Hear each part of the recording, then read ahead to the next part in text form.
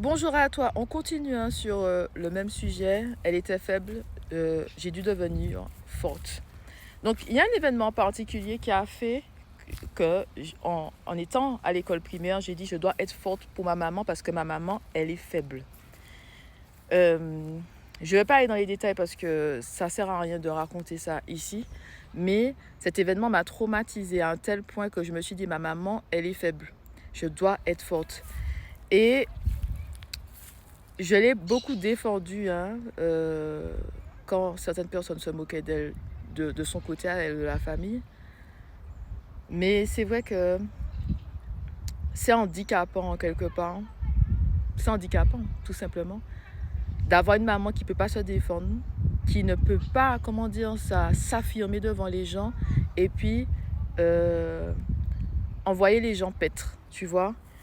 Mais aussi prendre conscience qu'il y a des personnes qui sont là seulement pour ce que tu as et qu'il est temps de fermer la porte. C'est comme si c'est un abus qui est continuel. C'est un cycle infernal où elle est déjà passée par là, elle repasse par là.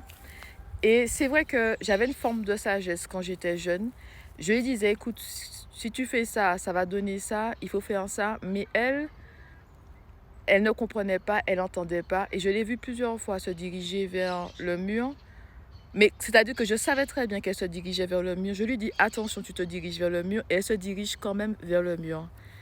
Et tout ça, on va dire que ça a créé aussi des frustrations à l'âge adulte parce que je suis une personne patiente. Mais dès que je vois, on va dire ça, une personne que je te parle, tu n'entends pas, je ne vais pas insister avec toi parce que avec elle, j'ai tellement parlé, tellement expliqué, elle ne m'écoutait pas. Et avec d'autres personnes, j'ai fait la même chose. Je me suis rendu compte que les gens, ils t'écoutent quand ils veulent t'écouter. Qu'il y a des gens, il faut les laisser faire leurs erreurs, tomber, ils vont se relever.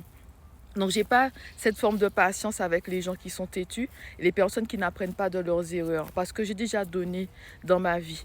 Et des fois, quand je parle aux gens que je ne tolère pas les personnes abusives et toxiques, elles ne comprennent pas. Mais c'est parce que j'ai grandi dans un environnement toxique et abusif. J'ai tenu pendant des années jusqu'à ce que je puisse avoir mes 18 ans pour sortir de cet environnement-là, pour ne plus avoir à subir. Tu vois, tu sors de là, mais tu sors de là endommagé, tu sors de là brisé. Donc toi-même, quand tu sors de là, c'est pas comme si tout ira bien. Non, parce que à ce moment-là, tu dois euh, faire le travail en toi, un travail de guérison et de pardon.